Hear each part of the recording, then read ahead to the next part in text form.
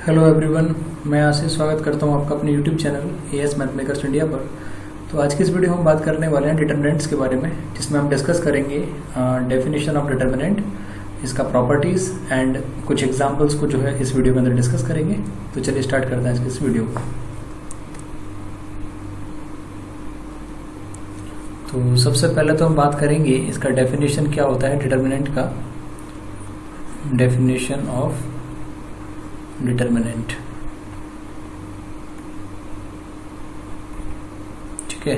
तो यहाँ पे इसको डेफिनेशन को जो है डिस्कस करने वाले हैं। तो एवरी स्क्वायर मैट्रिक्स, मैं लिख देता हूँ इसको। तो ये डेफिनेशन लिखा हुआ है यहाँ पे डिटरमिनेंट्स का, जिसमें लिख रहे हैं एवरी स्क्वायर मैट्रिक्स ए। तो सबसे पहले जब भी बात अपन डिटरमिनेंट की कर रहे हैं तो जो मैट्रिक्स ए है उसका जो है स्क्वायर मैट्रिक्स होना जरूरी है। स्क्वायर मैट्रिक्स का मतलब क्या होता है, मैं प्रीवियस वीडियो में हालांकि इसको काफ़ी डिस्कस कर चुका हूँ। स्क्वायर मैट्रिक्स का मतलब होता है वो मैट्रिक्स जिसका जो है ऑर्डर सेम हो, है ना। ऑर्डर सेम का मतलब जैसे 3x3, 2x2, है ना, इस टाइप का ऑर्डर, यानी कि जो है रो नंबर ऑफ रोज और नंबर ऑफ कॉलम ये दोनों जो है इक्वल होना चाहिए, उसको अपन बोलते हैं स्क्वायर मैट्रिक्स, है ना। तो डेफिनेशन है कि every square matrix A is associated with the number. Number मतलब जो भी यहाँ पे आपके वैल्यूज आएंगे वो आपके नंबर फॉर्म में रहेंगे, है ना। तो ये लिखा हुआ associated with the number called its determinant, है ना। तो जब भी डिटरमिनेंट की बात कर रहे हैं तो उसको अपन रिप्रेजेंट करते हैं डिटरमिनेंट ऑफ ए इस तरीके से। मान लीजिए लिखा है 2 3 1 2 1 5 3 2 4, है ना। तो आपका जो है ये 3x3 का यानी कि 3x3 ऑर्डर का जो है डिटरमिनेंट लिखा हुआ है यहाँ पे। तो सबसे पहले तो इम्पॉर्टेंट चीज़ ये है कि डिटरमिनेंट की जब भी कैलकुलेशन अपन करेंगे तो स्क्वायर मैट्रिक्स मस्ट है। ऐसा नहीं है कि आपका डिटरमिनेंट ऐसा लिखा है 1 2 3 2 4 1, कुछ इसका डिटरमिनेंट फाइंड करो, तो आप इसका डिटरमिनेंट जो है इजिली मतलब नहीं निकाल सकते, क्योंकि जो है स्क्वायर मैट्रिक्स नहीं है, this is not a square matrix. तो जो आपका डिटरमिनेंट है केवल और केवल स्क्वायर मैट्रिक्स के लिए ही जो है सॉल्व किया जाता है, ठीक है। तो चलिए आगे बढ़ते हैं इस वीडियो में। अब बात करते हैं डिटरमिनेंट को सॉल्व कैसे किया जाता है। तो एक एग्जांपल को समझते हैं। मान लीजिए एक ही ऑर्डर का, नहीं एक ऑर्डर का अगर आपका डिटरमिनेंट दिया है, मान लीजिए दिया है 1, तो उसका वैल्यू कितना आएगा, 1 ही आएगा, है ना। तो डिटरमिनेंट ऑफ इक्वल टू 1 आ जाएगा। डिटरमिनेंट ऑफ 2 यानी कि 2 आ जाएगा। अब बात करते हैं एग्जाम्पल ऑफ सेकेंड ऑर्डर, है ना। Second order determinant. जब सेकेंड ऑर्डर डिटरमिनेंट की जब बात करेंगे तो मान लीजिए मैट्रिक्स ए इक्वल टू आपका दिया हुआ है, मैट्रिक्स ए दिया है 2 3 4 5, है ना। आपको जो है निकालना क्या है डिटरमिनेंट ऑफ ए।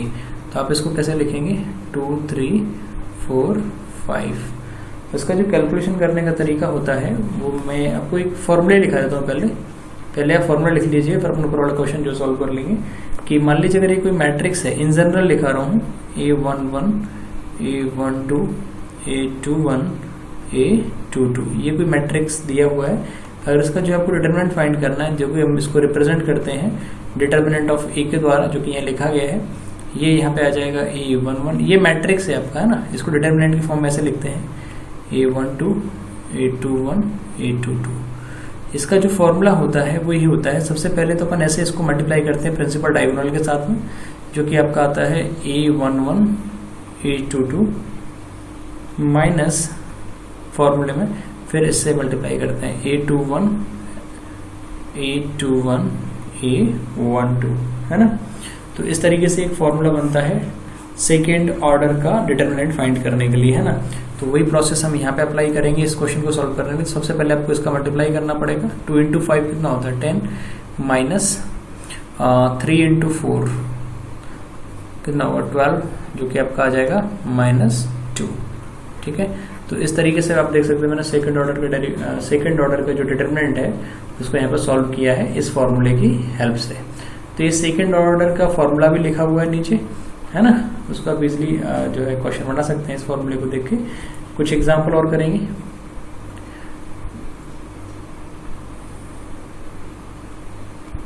चलिए एक एग्जाम्पल्स और समझते हैं। कि मान लीजिए मैट्रिक्स ए दिया है 2 3 4 5 और वो कह रहे हैं डिटर्मिनेंट ऑफ ए जो है क्या होगा, है ना।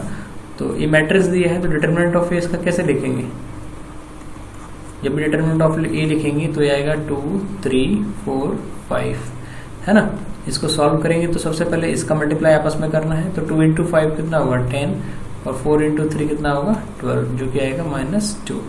ऐसे अगर आप दूसरा एक एग्जाम्पल ले सकते हैं, एग्जाम्पल रिपीट हो गया है वही मिस्टेक, a = 1 3 4 5, ठीक है। और इसका आपको डिटर्मिनेंट अगर फाइंड करना है तो वही सेम तरीका, आपको डिटर्मिनेंट ऑफ a = सबसे पहले इसका मल्टीप्लाई, तो 5 इंटू 1 आपका 5 रहेगा, फॉर्मूले का -4 इंटू 3 4 और 4 इंटू 3 कितना होता है 12, ये आपका आ जाएगा -7। तो इस तरीके से जो डिटर्मिनेंट अपन इजीली फाइंड आउट कर सकते हैं सेकेंड ऑर्डर का। अब बात करते हैं थर्ड ऑर्डर की, है ना। तो थर्ड ऑर्डर की पहले सबसे पहले मैं फॉर्मूला डिस्कस करूंगा यहाँ पे। तो फॉर्मूला फॉर थर्ड ऑर्डर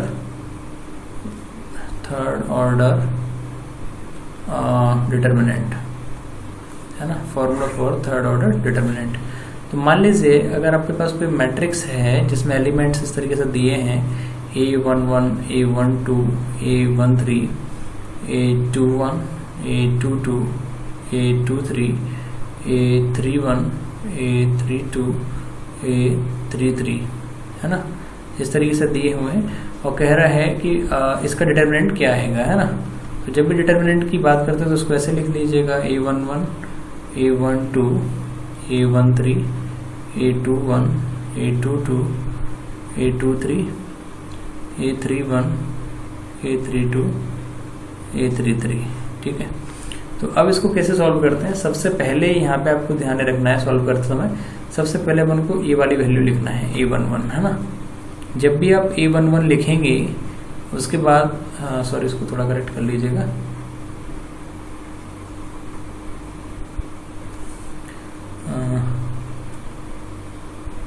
जब भी आप इसको लिखेंगे A11, इसको फिर से लिख देता हूँ, डिटर्मिनेंट ऑफ ए जब आप सॉल्व करेंगे सबसे पहले आएगा A11, ये वाली जो वैल्यू सेट करी थी, और उसके बाद डिटर्मिनेंट, चूंकि A11 जब सॉल्व करेंगे तो ये वाला ये वाला कॉलम और ये पूरी रो ये हट जाएगा, तो बचेगा क्या बचेगा वो यहाँ डिटर्मिनेंट में लिखेंगे उसको। बचने वाला पार्ट क्या है, ये वाला पूरा जो आपको दिख रहा है A22 A23 A32 और A33, तो इसको यहाँ पर लिखेंगे A22 A23 और A32 A33, ये फॉर्मूला बन रहा है आपका। फिर फॉर्मूले में माइनस रहता है, वो माइनस आएगा। फिर हम निकालेंगे A12 को, जो कि हम यहाँ पे लिखेंगे A12, फिर से डिटर्मिनेंट। जब इस A12 को लिखेंगे तो ये वाला कॉलम जाएगा आपका, ये वाला कॉलम हटेगा और इसके करस्पॉन्डिंग ये वाली जो है रो हटेगी पूरी। तो इसके बाद जो एलिमेंट्स बचेंगे वो उसमें आ जाएंगे, वो बचेंगे आपका A21, यहाँ पर लिख लीजिएगा A21 और A23, और फिर बचेगा A31 A33 प्लस लास्ट वाला एलिमेंट आपका बचा है जो A13, वो यहाँ आ जाएगा। फिर यहाँ पे देखिए A13 जाएगा तो ये वाला कॉलम हट जाएगा पूरा, और ये वाली करस्पॉन्डिंग रो हट जाएगी। तो आपके पास जो एलिमेंट बचेगा ना, ये वाला पोर्शन बचेगा, आप देख सकते हैं ये पोर्शन बचेगा A21 A22 A31 A32, ठीक है। तो इस तरीके से इसको सॉल्व करते हैं। इसके बाद जो अगला स्टेप है मैं ऊपर यहाँ पे सॉल्व कर रहा हूँ, जो खाली जगह बची हुई है, तो आपका ये आएगा A11, ये एच रहेगा। अब आप इसको सॉल्व कर सकते हैं ब्रैकेट में, क्योंकि सेकंड ऑर्डर का डिटर्मिनेंट मैंने सॉल्व करना भी थोड़ी देर पहले बताया था, इसका जो है यहाँ मल्टीप्लाई करना होता है। तो आपका आ जाएगा A22 A33, और फिर उसके बाद आता है फॉर्मूले में माइनस, अभी मैं थोड़ी देर पहले इसको सॉल्व करना बताया था। तो ये माइनस, इसके बाद आ जाएगा A32 A23, है ना, करेक्ट करके लिख लीजिएगा, थोड़ा मैं बोलता जा रहा हूँ, A32 A23, फिर लिखा है ये वाला माइनस A12, फिर यहाँ पे इसको सॉल्व करोगे तो A21 A33, ये आपका आ जाएगा A21 A33 फॉर्मूले का माइनस, और ये वाला जो पार्ट है वो यहाँ आ जाएगा A31 A23 प्लस A13 वाला आ गया आपका फिर ये वाला पार्ट इधर आएगा, इसको बोलेंगे अपन A21 A32 माइनस इसका मल्टीप्लाई इधर कर दीजिएगा, तो जो आ जाएगा आपका A31 A22। तो ये आपका एक फॉर्मूला बन जाएगा आपका थर्ड ऑर्डर के लिए, थर्ड ऑर्डर का जो है डिटर्मिनेंट फाइंड करने के लिए। अभी यहाँ पे एग्जांपल या क्वेश्चन डिस्कस करेंगे जिसमें आपको एक 3x3 का एक मैट्रिक्स यहाँ पर दे रहे हैं, 1 3 4 2 1 5 एंड 1। इसको थोड़ा सा सही से लिख लीजिएगा, ये आपका आ जाएगा यहाँ पे 1 3 4। ठीक है, ये मैट्रिक्स लिखा है 3x3 का यहाँ पे। तो आपको जो है डिटर्मिनेंट ऑफ ए फाइंड करना है ना, ए का जो डिटर्मिनेंट क्या आएगा ये बताना है यहाँ पे। तो इसका सॉल्यूशन बेहद आसान है। तो डिटर्मिनेंट अगर आपसे पूछा गया तो इसको सिंबल बना लीजिए, determinant of A is equal to जो लिखा है इसको डिटर्मिनेंट में लिख लीजिएगा 1 3 4 2 1 5 1 3 4। ठीक है, ये एक प्रॉपर्टी बन जाता है, हालांकि मैं अभी थोड़ी देर बाद बताऊंगा उसको सॉल्व करने के बाद। सबसे पहले आपको फर्स्ट वाली वैल्यूज उठानी है अकॉर्डिंग टू द फॉर्मूला, थोड़ी देर पहले बताया था। उसके बाद जैसे आप इस वैल्यू को उठा लेंगे तो इसके करस्पॉन्डिंग ये वाला कॉलम और ये पूरी एंटायर रो, इसको छोड़ के ये वाला आपका एक डिटरमिनेंट बचेगा, ये वाला 2/2 का, इसको सॉल्व करना है। तो 1 into 4 कितना आएगा, 1 into 4 आपका 4 रहेगा, फॉर्मूले माइनस 3 into 5 तो आ जाएगा 15। मैं डायरेक्ट आपको अप्लाई करा रहा हूँ यहाँ पे। सिमिलरली फिर फॉर्मूले का माइनस आता है, फिर आप उठाते हैं इस 3 को, तो जो आ जाएगा 3।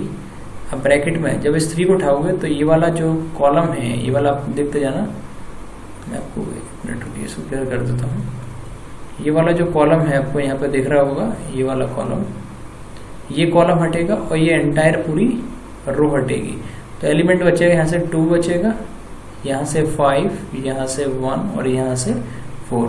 तो सबसे पहले इस 2 से हमें इस 4 को मल्टीप्लाई करना पड़ेगा। 2 into 4 कितना आएगा 8, फिर माइनस फॉर्मूले का, फिर इस 5 का करना पड़ेगा 1 के साथ में, तो 5 into 1 होता है 5। ठीक है, क्या आ जाएगा, फिर लास्ट एलिमेंट बचा है ना जो 4, उसको एज इट इज लिखेंगे +4। जब लास्ट वाला एलिमेंट जो +4 बचा है, फिर आपका ये वाला कॉलम पूरा चला जाएगा और एंटायर ये वाली रो चली जाएगी। बचेगा जो पोर्शन वो ये लिखा हुआ है ना, ये पोर्शन बचेगा। मैं इसको थोड़ा सा अलग से मार्क कर देता हूँ, ये पोर्शन बचेगा आपके पास ये वाला। ठीक है, इसको कैलकुलेट करना है। इसको कैलकुलेट कैसे करोगे भाई, तो इस 2 का इस 3 से मल्टीप्लाई करोगे, 2 3 होता है 6, माइनस 1 into 1 1 ही रहेगा, है ना। तो ऐसे आपको कैलकुलेट करना है। आप फॉर्मूले का डायरेक्टली भी यूज़ कर सकते हैं। अगर फॉर्मूले का यूज़ करोगे तो इसको थोड़ा सा ऐसे लिख लेना, A11 A12 A13 A21 A22 A23 A31 A32 A33। अगर आपको फॉर्मूले से जाना है तो आपका A11 का वैल्यू हो जाएगा 1, A12 का वैल्यू हो जाएगा 3, A13 का वैल्यू हो जाएगा 4। ऐसे करके सारी वैल्यूज़ को आप कंपेयर कर लेना, उसके बाद सारी वैल्यूज़ को जो है फॉर्मूले में पुट कर देना। ये भी तरीका निकालने का, पर मैंने यहाँ डायरेक्टली आपको निकाल के बताया है किस तरीके से जो कैलकुलेट करते हैं। तो देखिए 1 एसिडस रहेगा, 15 माइनस का है, 4 प्लस का है, तो आपको बचेगा माइनस का 11, है ना, -11, -3 लिखा है, -3 लगा लीजिएगा इसको। और यहाँ पे 8 - 5 आपके पास बचेगा 3, यहाँ पे आएगा +4 ऑफ 6 - 1 आएगा 5। यहाँ पे 1 into -11 जो है आएगा यहाँ से -11 -3 into 3 9 +4 into 5 20। अब देखिए 11 और 9 ये दोनों ही आपके -20 होते हैं, और ये +20 लिखा, इसका वैल्यू 0 आ गया, है ना। इसका वैल्यू क्या आ गया, 0 आ गया। हालांकि इसको अपन सिंगुलर मैट्रिक्स भी बोलते हैं, एक डेफिनेशन होता है सिंगुलर मैट्रिक्स का। किसी मैट्रिक्स को अपन सिंगुलर तब बोलते हैं जब उस मैट्रिक्स का डिटरमिनेंट क्या हो, 0 हो। अगर मान लीजिए किसी मैट्रिक्स का डिटरमिनेंट 0 ना आए तो उस मैट्रिक्स को बोलते हैं नॉन सिंगुलर मैट्रिक्स, है ना। तो ये कुछ डेफिनेशंस हैं मैट्रिक्स के बारे में, अगर आपको नहीं भी पता है तो आप समझ सकते हैं इसको। तो यहाँ पे आपने देखा डिटरमिनेंट ऑफ ए का वैल्यू कितना आ रहा है, 0। 0 देने का मतलब है ये आपका सिंगुलर मैट्रिक्स देता है। क्या सिंगुलर मैट्रिक्स है, ये एग्जाम्पल सिंगुलर मैट्रिक्स का लिखा हुआ है। नॉन सिंगुलर मैट्रिक्स में क्या होता है, डिटरमिनेंट ऑफ ए 0 नहीं आएगा, इसके अलावा कोई अदर वैल्यू आएगी 0 नहीं आएगा, तो उसको बोलते हैं नॉन सिंगुलर मैट्रिक्स। ठीक है, तो ये कुछ डेफिनेशन है अलग से मैंने आपको यही चूंकि सॉल्व किया हुआ डायरेक्टली बता दिया क्या होता है ये। ठीक है, तो यहाँ मैं एक चीज़ और डिस्कस करने वाला था जो मैंने शुरुआत में बोली थी आपको कि ये प्रॉपर्टी भी होती है डिटर्मिनेंट का कि अगर किसी डिटर्मिनेंट के कोई भी 2 रो या कोई भी 2 कॉलम अगर इक्वल हों तो उस डिटर्मिनेंट का वैल्यू 0 होता है। ये आपको देख के समझ जाना चाहिए। तो आप इस मैट्रिक्स में देख सकते हैं थर्ड रो और फर्स्ट रो दोनों सेम है, इसका मतलब है इस डिटरमिनेंट का वैल्यू क्या आना चाहिए, 0 आना चाहिए। चूंकि अपन कैलकुलेट भी कर चुके हैं तो यहाँ से भी ये रिजल्ट इसका 0 ही आ रहा है ना। तो इस तरीके से अपने 3/3 का डिटरमिनेंट जो है उसको कैसे सॉल्व करते हैं ये मैंने बताया यहाँ पे। उम्मीद करते हैं आपको समझ आया होगा। चलिए आगे इस वीडियो में और पढ़ते हैं। यहाँ पे अब हम डिस्कस करने वाले हैं प्रॉपर्टीज ऑफ डिटरमिनेंट के बारे में। तो सबसे पहला प्रॉपर्टी होती है if value of determinant does not change when rows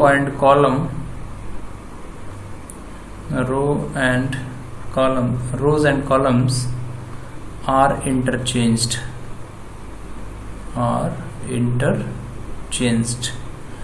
है ना। इसका मतलब ये होता है अगर मान लीजिए कोई डिटरमिनेंट दिया हुआ है ना, A11 A12 2/2 को ले लेते हैं, A21 A22 है ना। तो इसका अगर हम कोई कॉलम इंटरचेंज करते हैं, मतलब ये वाला अगर कॉलम फर्स्ट पर लिख दें, ये वाला सेकंड पर लिख दें, उससे जो है डिटरमिनेंट का वैल्यू चेंज नहीं होता है। सिमिलरली अगर इस रो को नीचे लिख दें और इस रो को ऊपर लिख दें तब भी जो आपका वैल्यू जो है वो डजंट चेंज है ना। तो इसमें लिखना है if the value of determinant does not change when rows and columns are interchanged। जब रो और कॉलम्स को आपस में इंटरचेंज करते हैं, जैसे रो को रो के साथ इंटरचेंज करते हैं, कॉलम को कॉलम के साथ इंटरचेंज करते हैं, तो जो है आपका ये वैल्यूज का डिटरमिनेंट का चेंज नहीं होता है ना। तो ये आपको थोड़ा सा ध्यान रखना है इसमें, तो इसका थोड़ा सा याद रखना है। ऐसे इसको आसान शब्दों में और भी बोल सकते हैं कि जो आपको मान लीजिए डिटरमिनेंट ए है, यानी मैट्रिक्स ए होता है, पर डिटरमिनेंट ए आपने निकाला और उसका ट्रांसपोज निकाला है ना, तो ये दोनों सेम ही आएंगे। अगर आप रो को जो है कॉलम में इंटरचेंज करते हैं और कॉलम को रो में इंटरचेंज करते हैं ना, तो ए डिटरमिनेंट और उसका ट्रांसपोज का डिटरमिनेंट इक्वल आता है। ठीक है, ये प्रॉपर्टी थोड़ा सा फर्स्ट प्रॉपर्टी है। सेकंड प्रॉपर्टी तरफ बढ़ेंगे यहाँ से। अगला प्रॉपर्टी लिखा है इफ एनी 2 रोज और कॉलम्स, इनको अगर आपस में इंटरचेंज किया जाता है then value of determinant is multiplied by -1। अगर इनको इंटरचेंज करते हैं तो जो डिटरमिनेंट को सॉल्व करने के बाद जो वैल्यू आता है उसको मल्टीप्लाई जो होगा माइनस से करें तो सेम दोनों इक्वल आ जाएंगे, ऐसा समझ लीजिएगा। तो एक सेकेंड प्रॉपर्टी यहाँ पे। ऐसी और भी प्रॉपर्टी होती हैं। अगर तीसरा जैसे देते हैं कि अगर अल्फा कोई कांस्टेंट है उसका अगर डिटरमिनेंट मल्टीप्लाई करना है तो उसका जो मल्टीप्लाई है ईच एलिमेंट्स के साथ हो जाता है ना, तो ये एक प्रॉपर्टी होता है यहाँ पे। ऐसा ही आपका फोर्थ है कि मान लीजिए अगर कोई डिटरमिनेंट दिया है उसमें कोई भी 2 रो यानी फर्स्ट रो दिया है और कोई अनदर रो दिया है, अगर वो आइडेंटिकल है ना, दोनों क्या है आइडेंटिकल। आइडेंटिकल का मतलब होता है दोनों अगर सेम है ना। कि अभी थोड़ी देर पहले एक एग्जाम्पल कराया था, उसमें था ना फर्स्ट रो और थर्ड रो सेम था, तो उस डिटरमिनेंट का वैल्यू जो है क्या आया था, 0 आया था, राइट। तो यहाँ पे भी आपको ध्यान रखना, कोई भी 2 रो या कोई भी 2 कॉलम अगर वो इक्वल हैं तो ये आइडेंटिकल है, इक्वल मतलब आइडेंटिकल है, तो उसका डिटरमिनेंट जो है वो 0 होता है। तो ये कुछ प्रॉपर्टीज थी यहाँ पे डिटरमिनेंट के बारे में। चलिए इसके आगे और बढ़ते हैं, कुछ एग्जांपल्स को यहाँ पे डिस्कस करेंगे इस वीडियो में। और तो एक क्वेश्चन यहाँ पे मैं डिस्कस करने वाला हूँ कि find the determinant of A is equal to 2, 3, 4, 1, 3, 5, 1, 2, 7। ठीक है, ये डिटरमिनेंट ऑफ ए फाइंड करना है, इसमें मतलब ये फाइंड करना है। ठीक है, तो इसको किस तरीके से सॉल्व करते हैं चलिए देखते हैं इस वीडियो में। तो सबसे पहले तो ये ए का डिटरमिनेंट फाइंड करना है। ये आपको फर्स्ट स्टेप में यही सेम एज इट इज लिख लीजिएगा। उसके बाद इसका सेकंड स्टेप मैं लिखूंगा यहाँ पे determinant of A is equal to, सबसे पहले तो मैंने वो बताया 2 ऐसे ही आएगा यहाँ पे, फिर आप इसको ऐसे बना लीजिएगा और आसान रहेगा ना। जब 2 आएगा तो मैं आपको बता चुका हूँ, मतलब फर्स्ट एलिमेंट आ रहा हूँ तो ये वाली पूरी रो और ये वाला पूरा कॉलम ये हट जाएगा, तो बचेगा आपके पास ये वाला पार्ट 3 5 2 7। तो इसको मैं लिख रहा हूँ 3 5 2 7।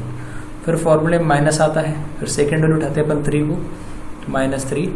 अब जब ये वाला 3 उठाएंगे तो ये वाला एंटायर कॉलम और ये पूरी एंटायर रो हट जाएगी, तो उसके बाद एलिमेंट बचेगा 1 5, ये वाला 1 और ये 7, 1 5 1 7। इसके बाद आता है फॉर्मूले में प्लस और ये लास्ट वाला एलिमेंट है 4, आप देख सकते हैं। तो इसके नीचे वाला जो एंटायर कॉलम है पूरा ये हट जाएगा और ये वाली एंटायर जो रो है वो भी हट जाएगी, तो एलिमेंट बचेगा 1 3 1 2। तो ये आ जाएगा 1 3 1 2, ठीक है। तो इस तरीके से इसको यहाँ पर लिखते हैं। अब ये 2 इसको सॉल्व करेंगे तो देखिए 3 इंटू 7 ये आ जाएगा 21 माइनस 5 इंटू 2 मतलब 10। फिर यहाँ आ जाएगा -3, 1 इंटू 7 मतलब 7 इंटू 1 आ जाएगा 7 माइनस 5 इंटू 1 ये आपका 5 आ गया, प्लस 4 यहाँ पे आ जाएगा 1 इंटू 2 मतलब 2 माइनस 1 इंटू 3 मतलब 3। ये मैं हालांकि आपको सेकेंड ऑर्डर का मैट्रिक्स का सेकेंड ऑर्डर का जो डिटरमिनेंट कैसे सॉल्व करते हैं उसका फॉर्मूला भी बता चुका हूँ आपको, और बेसिक भी सॉल्व करना बता चुका हूँ, तो उसको आप देख सकते हैं, शुरुआत में बताया है इसी वीडियो में, वहाँ से इसको चेक कर सकते हैं, ठीक है। अब इसको कैलकुलेट करना है बेसिकली 21 माइनस 10 आपके पास कितना बचेगा 11 माइनस 3 7 माइनस 5 बचेगा 2 प्लस 4 ये बचेगा -1। यहाँ पे आ जाएगा 11 इंटू 2 यानी कि 22 माइनस 3 इंटू 2 6 हो जाएगा -4। तो 6 माइनस 4 -6 और -4 ये आपका हो जाएगा -10 है ना। इसको कैलकुलेट करोगे तो बचेगा 12। ये आपका जो है डिटर्मिनेंट ए का वैल्यू आ चुका है। तो इस तरीके से जो है से क्वेश्चंस को जो है सॉल्व किया जाता है। तो आई होप आपको एग्जांपल समझ में आया होगा। चलिए कुछ एग्जांपल और डिस्कस करेंगे इस वीडियो के अंतर्गत, जिससे कि ये कॉन्सेप्ट जो है डिटर्मिनेंट को कैसे सॉल्व किया जाता है वो थोड़ा सा क्लियर हो। अगला क्वेश्चन दिया है find determinant of A. Determinant of A का वैल्यू फाइंड करना है जब ए का वैल्यू जो दिया हो cos x sin x minus sin x and cos x। तो बेहद आसान क्वेश्चन है, थोड़ा सा बेसिक ट्रिग्नोमेट्री यहाँ लगेगा जो कि ऑब्वियस है। डिटर्मिनेंट ऑफ ए अगर आपको फाइंड करना है तो मैं इसको एज इट इज लिखूंगा। पहले ये लिखा है cos x, after then sin x, फिर यहाँ पर लिखा है माइनस sin x, यहाँ पर लिखा हुआ है cos x। तो सेकेंड ऑर्डर का डिटर्मिनेंट सॉल्व करने का तरीका बेहद आसान है। आपको ये मल्टीप्लाई यहाँ करना है, तो cos x into cos x आपका होता है cos स्क्वायर x, और ये minus sine x into sine x, चूँकि फॉर्मूले का ऑलरेडी माइनस रहता है, और sine x into sine x sine square x है, और यहाँ पे एक माइनस लगा हुआ, तो माइनस माइनस हो जाएगा प्लस साइन स्क्वायर एक्स। तो cos square theta plus sign square theta का वैल्यू 1 होता है। ये बहुत बेसिक है, आपने क्लास 10th के अंदर पढ़ रखा होगा। यही है इसका सॉल्यूशन है ना, इतना ही सॉल्यूशन है, तो काफ़ी इजी है। बेसिक एक ट्रिग्नोमेट्री यूज हुआ है कि sine square theta plus cos square theta equal to 1। ये फॉर्मूला यहाँ पे बस यूज़ किया गया है ना। और सेकेंड ऑर्डर का जो है डिटरमिनेंट कैसे सॉल्व करते हैं, मैंने बेसिक फॉर्मूला लगाया है कि सबसे पहले इसका cos x का cos x से मल्टीप्लाई किया, उसके बाद यहाँ इस तरीके से sin x into sine x, चूँकि माइनस लगाया इसलिए माइनस साइन स्क्वायर एक्स, फॉर्मूले का माइनस इसलिए यहाँ पे जो है प्लस आ गया, ठीक है। तो उम्मीद करते हैं आपको क्वेश्चन समझ में आया होगा। चलिए और कुछ क्वेश्चन को यहाँ पे थोड़ा प्रैक्टिस करेंगे। अगला एक क्वेश्चन मैं यहाँ पे लिख रहा हूँ कि फाइंड द डिटरमिनेंट ऑफ ए, यानी कि ए का डिटरमिनेंट जो है फाइंड करना है if A is equal to, जो कि दिया है यहाँ पे 1 a b 1 c d and 1 e f ये दिया हुआ है। तो आपको डिटरमिनेंट ऑफ ए जो है फाइंड करना है। चलिए देखते हैं किस तरीके से फाइंड करना है। यहाँ एक सिंपल सा चीज़ है कि अगर आपको मैंने फर्स्ट क्वेश्चन अगर 3 ऑर्डर का अगर एक्सप्लेन किया है, अगर आपको वो कॉन्सेप्ट अगर क्लियर हुआ है, तो आप सारा क्वेश्चन जो इस पर पॉसिबल होगा 3 ऑर्डर का, तो आप इजीली उसको बना पाएंगे सेम फॉर्मूला के बेसिस पे। चलिए मैं यहाँ पे इसको डिस्कस करने वाला हूँ। यहाँ पे पहले एज इट इज लिख लूँगा जो दिया है क्वेश्चन। तो given 1 AB 1 CD and 1EF। ठीक है, इसको क्लोज कर देंगे। फॉर्मूला सबसे पहले ये 1 लिखना है, 1 लिख लिया, और इसके बाद जो है वही मैं भी थोड़ी देर पहले प्रीवियस क्वेश्चन में किया वैसे ही करूँगा इसको। इसके बाद सेकेंड ऑर्डर डिटरमिनेंट, यानी कि ये वाला पूरा कॉलम और ये वाली पूरी रो यहाँ से हट जाएगी, तो जो बचेगा आपका वो बचेगा CDEF। अब देख सकते हैं CDEF है ना, मैंने यहाँ पे लिख लिया। फिर फॉर्मूले का जो है माइनस आता है, उसके बाद सेकेंड एलिमेंट A लिखते हैं, फिर डिटरमिनेंट, उसके बाद प्लस लगा के फिर लास्ट एलिमेंट B और फिर ये क्लोज। ठीक है, तो -A लिखने के बाद इसका मतलब ये वाला पूरा कॉलम जो नीचे तक है ना ये हट जाएगा, और ये पूरी रो तो हटेगी ये वाली, तो एलिमेंट बचेंगे 1D 1 और F, तो 1D 1 एंड F। फिर प्लस B लिखा तो ये वाला पूरा एंटायर कॉलम हट जाएगा और रो पूरी फर्स्ट हटेगी रो तो तीनों में ही हटेगी है ना। तो ये वाला जब एंटायर कॉलम हटेगा तो बचेगा क्या 1C 1E। ठीक है, तो यहाँ पे आ गया 1C 1E। अब इसको सॉल्व करेंगे सेकेंड ऑर्डर के जो डिटरमिनेंट को कैसे सॉल्व किया जाता है, तो यहाँ पे पहले C इंटू F। ठीक है, तो C इंटू F यहाँ से क्या आ जाएगा C इंटू F, फॉर्मूले माइनस आता है E इंटू D, फिर माइनस A, यहाँ से 1 इंटू F, ये आप देख सकते हैं इसको 1 इंटू F मतलब F, और 1 इंटू D, फॉर्मूले माइनस आता है तो ये माइनस D, प्लस B, यहाँ पे 1 इंटू E मतलब E, माइनस इसके बाद 1 इंटू C मीन्स C। तो इस तरीके से जो है इसको कैलकुलेट कर सकते हैं। यहाँ से आ जाएगा देखिए C into F minus E into D। ठीक है, अब इधर अंदर मल्टीप्लाई इसको करेंगे तो माइनस AF, और ये minus minus plus AD plus BE minus BC।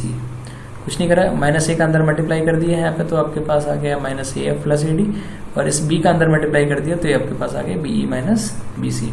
तो ये आपका जो है कि पूरा कैलकुलेशन है, इसका मतलब ये आपका क्या है डिटरमिनेंट ऑफ A। तो ये काफ़ी आसान है बेहद कैलकुलेशन, इसका थोड़ा सा आपको थोड़ा ध्यान रखना पड़ेगा, बाकी इसमें ऐसा डिफिकल्टी लेवल कहीं नहीं है इस तरीके क्वेश्चन को सॉल्व करने के लिए। एक आध एग्जाम्पल और करेंगे जिससे थोड़ा सा और क्लियर होगा आपका कॉन्सेप्ट इस चीज़ का। अगला एक एग्जाम्पल मैं यहाँ पे लेने वाला हूँ कि अगर आपको भी सेम चीज़ है, डिटरमिनेंट ऑफ ए आपको फाइंड करना है व्हेन इज इक्वल टू ए। आपको यहाँ पे जो गिवन है वो है 2 -1 5 एंड 3 4 2 1 -2 -1, ये आपको जो है गिवन है ना, सॉरी ये आपको गिवन है, और डिटरमिनेंट ऑफ ये आपको जो है फाइंड करना है ना। तो देखते हैं इसको कैसे सॉल्व करेंगे। काफ़ी बढ़िया क्वेश्चन ये दिया हुआ है। तो डिटरमिनेंट ऑफ ए एक्चुअली आपको फाइंड करना, जो कि यहाँ पे दिया हुआ है 2 -1 5 3 4 2, और लास्ट में दिया है 1 -2 -1। ठीक है, तो इसको सॉल्व करने का तरीका वही, पहले फर्स्ट वाला एलिमेंट हटाएंगे, उसके करस्पॉन्डिंग एंटायर कॉलम और एंटायर पूरा रो ये हट जाए, उसको जो एलिमेंट बचेंगे वो बचेंगे 4 2 -2 -1।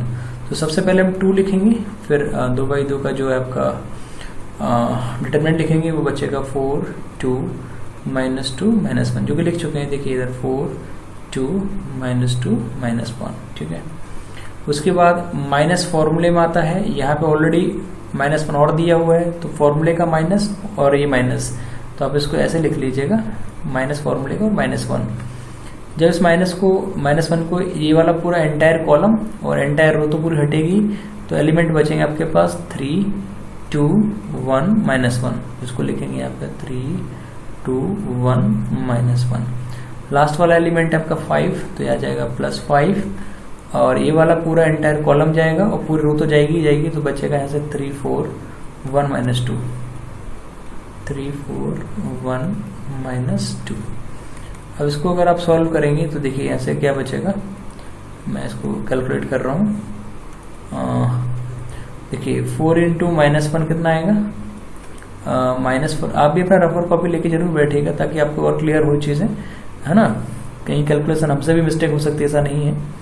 तो 4 × -1 -4 आ रहा है, इसके बाद -2 × 2, ये आपके पास माइनस का 4 आएगा, चूंकि फॉर्मूले का माइनस आता है वो, फिर उसके बाद ये -4 आ रहा है, आप यहाँ पर थोड़ा मीडियन ब्रैकेट लगा लीजिए जिससे कन्फ्यूजन पैदा ना हो। और ये माइनस माइनस आपका +1 हो जाएगा। फिर उसके बाद आपको जो है यहाँ ब्रैकेट लगाना है 3 इंटू -1, ये आपके पास होगा -3। फिर फॉर्मूले का -1 इंटू 2 आपके पास केवल 2 ही रहने वाला है, +5। इसके बाद 3 इंटू -2 जब आप करेंगे तो आएगा -6। फिर फॉर्मूले का -1 इंटू 4 आपके पास जो है 4 होता है। अब इसको आप कैलकुलेट करेंगे तो आएगा -4 और ये माइनस माइनस +4, यहाँ पे आएगा +1, -3 -2 हो गया -5, यहाँ हो गया +5 और -6 और -4 होता है -10। +4 -4 कैंसिल हो जाएंगे, 0 आ जाएगा, 0 इंटू 2 0 हो जाएगा और 1 इंटू -5 आपके पास -5 होगा और 5 इंटू -10 आपके पास -50 होगा। ठीक है, इसको अगर आप ऐड करोगे तो माइनस का जो है 55 आएगा, जो कि आपके पास डिटर्मिनेंट ऑफ ए बनेगा। ठीक है, तो आई होप आपको ये कैलकुलेशन समझ में आ रहे होंगे, ऐसी उम्मीद करते हैं। फिर भी कहीं अगर कोई क्वेरी हो तो आप मुझे कमेंट सेक्शन में लिख सकते हैं। अगला क्वेश्चन दिया हुआ है कि solve determinant of A is equal to 1x y plus z, 1 y z plus x, और थर्ड रो दिया हुआ है 1z x प्लस y। ये आपको कैलकुलेट करना है यहाँ पे। तो देखिए किस तरीके से इसको कैलकुलेट करेंगे। यहाँ ये कैलकुलेशन काफ़ी आसान है। तो देखिए सिंपल जो भी तक मैं कराता है वैसे ही कराऊंगा इसको। Determinant of A is equal to, पहले तो मैंने 1 लिखा, 1 ये आपका ये पहला ही वाला है। इसके तो आपके पास बचेगा जो पोर्शन वो ये वाला बचेगा, है ना, क्योंकि फर्स्ट कॉलम और फर्स्ट रो हटाने के बाद ये बचेगा by z plus x plus by. फिर ये माइनस फॉर्मूले का और फिर सेकंड पॉइंट एलिमेंट है x, ये वाला कॉलम हटेगा और पूरा एंटायर रो हटेगा फर्स्ट वाला, है ना, तो बचेगा पॉइंट 1 z प्लस एक्स, 1 और x प्लस बाई। इसको लिख लीजिएगा 1 z प्लस एक्स और 1 x प्लस बाई। लास्ट वाला लिखा है बाई प्लस z, इसको ऐसे लिख लीजिएगा by plus z in bracket. ये वाला कॉलम पूरा जाएगा और ये एंटायर रो, तो 1 बचेगा, यहाँ से बाई, यहाँ से 1, यहाँ से z, तो 1y 1z। इसको कैलकुलेट करेंगे अपन। जब इसको कैलकुलेट करेंगे तो देखिए बाई का ये आ जाएगा, इसको ऐसे कैलकुलेट कर लीजिए, by of x plus by, ये यहाँ का इससे मल्टीप्लाई होगा minus z into Z plus x, फिर माइनस x, ये फॉर्मूले का माइनस x, और इसके बाद ये आएगा x प्लस बाई इंटू 1, यही रहेगा minus z plus x plus by plus Z, और देखिए 1 इंटू जेड आपके पास z रहेगा माइनस 1 इंटू बाई जो है बाई रहेगा। अब इसको कैलकुलेट कर लेंगे तो देखिए अंदर इसका मल्टीप्लाई करेंगे तो क्या आएगा, x by plus by square, यानी बाई का एक्स से करेंगे एक्स बाई, बाई का बाई से करेंगे बाई स्क्वायर। अब ये माइनस जेड का जेड से करेंगे तो minus Z square, minus Z का एक्स से करेंगे तो माइनस एक्स जेड। ये इसका कंप्लीट हो चुका है। अब ये माइनस एक्स लिखा हुआ है, इसको एज इट इज लिख लीजिएगा। इसको सॉल्व करेंगे तो आएगा एक्स प्लस बाई, माइनस का अंदर मल्टीप्लाई करेंगे तो minus Z minus x, plus यहाँ पे बाई से पूरे में मल्टीप्लाई करोगे तो by Z minus by square, फिर इस जेड से पूरे में करोगे तो Z square minus Z by, ये बाई जेड एक ही चीज़ है। अब इसमें थोड़ा कैलकुलेटर कर लेते हैं, x by plus by square minus Z square minus x Z. अब इस माइनस एक्स का पूरे में मल्टीप्लाई करेंगे, पहले तो ध्यान दीजिए एक्स से एक्स कट जाएगा प्लस और माइनस का, केवल बाई माइनस जेड बचेगा जिसमें एक्स का मल्टीप्लाई करना है माइनस एक्स का, है ना, तो minus x into minus Z, तो माइनस माइनस हो जाएगा प्लस एक्स जेड, और minus x into plus by तो हो जाएगा माइनस एक्स बाई, राइट।